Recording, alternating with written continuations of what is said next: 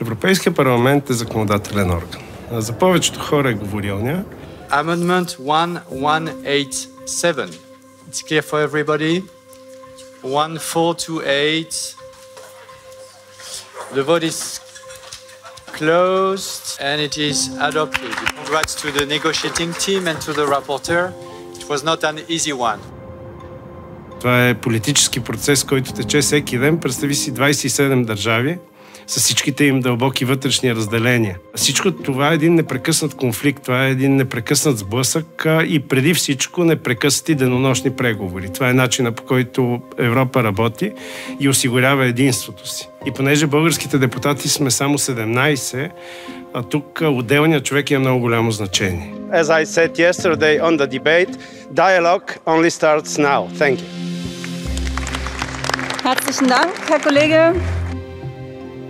Това е законодателният процес в Европа, който малцина познават, но който всъщност създава нормите, които следваме в ежедневието си. Така както сме седнали, в момента мебелите, на които седим, следват определен европейски стандарт, а колата, на която ще се качим, като си тръгнем от тук, горивото, което ще сипем в нея, е произведено по европейски стандарт и най-малка част от данъците, които са включени в цената му, също са фиксирани в определени европейски рамки. Това е само най-малкият пример, но това се отнася за околната среда, за енергетиката, за индустрията, за търговията.